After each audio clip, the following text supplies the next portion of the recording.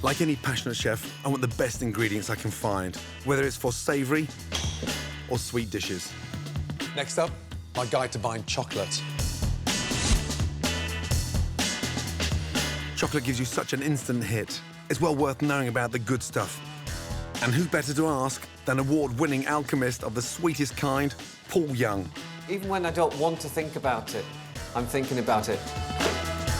His cutting-edge approach to chocolate making has won him accolades around the world. So when you're out shopping, the best way is to look at your chocolate bar, look on the back and look at the percentage. That gives you how much cocoa is in the bar. And the more cocoa, the more rich, intoxicating flavour.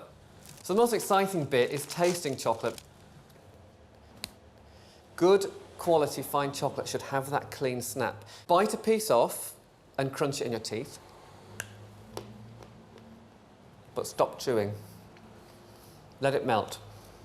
Move it around the mouth, and you'll find that by letting it melt, even dark chocolate that you've had before that seems quite bitter won't be. When you chew quickly, it releases tannin. It releases all the bitterness in the chocolate. Letting it melt, it's smoother and richer, and you get all the flavour.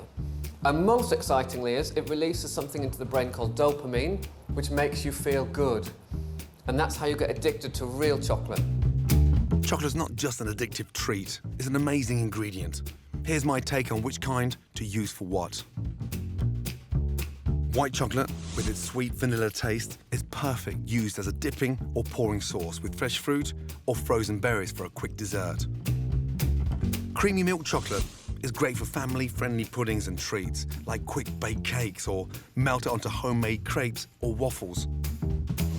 Dark chocolate is rich and intense. I like using 70% cocoa stuff. Use it for ice creams that really pack a punch.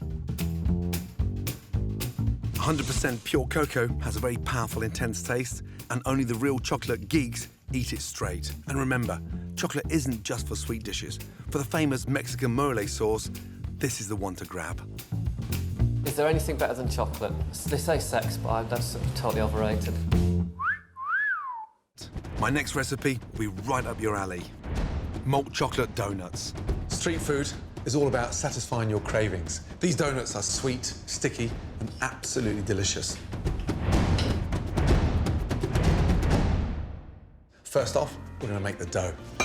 Now, this dough takes a bit of time, but it's really exciting. I'm heating all of the milk with the sugar. This yeast, easy to get hold of. And when you make fresh doughnuts, you need fresh yeast.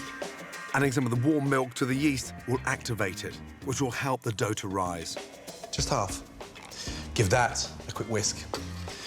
The sugar's dissolved in the milk. The fresh yeast disintegrates instantly. Set the yeast mixture to one side while it does its job. To start the main dough mix, I'm adding half the butter to the remaining milk. That gives the dough a nice silkiness. I want it light. So melt the butter into the milk. Flour into a sieve. That helps to make the dough nice and smooth. And you know what? When you've got a smooth dough, it sort of rises evenly. Add a pinch of salt and 2 egg yolks. Pour in the warm milk and melted butter. Don't start over-mixing it. When you over-mix the dough of a donut, it gets really tight. You're not going to let it aerate. Yeast in. Ooh, nice and warm. I love that smell. Now, I'm looking for a sort of elasticy texture. Just dropping off the spoon. Nice. Flour the board.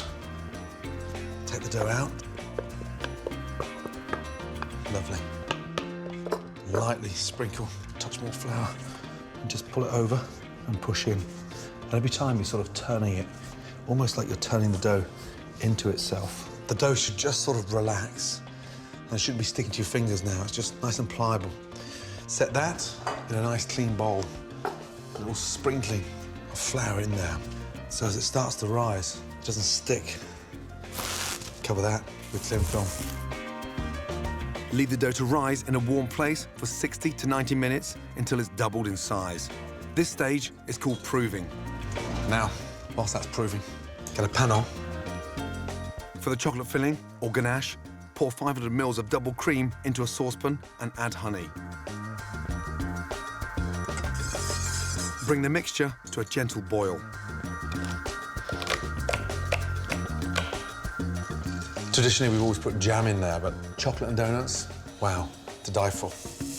Add the cream.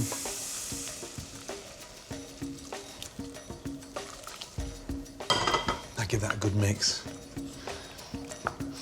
The butter elevates the ganache into a really nice, shiny chocolate coat. Look at that.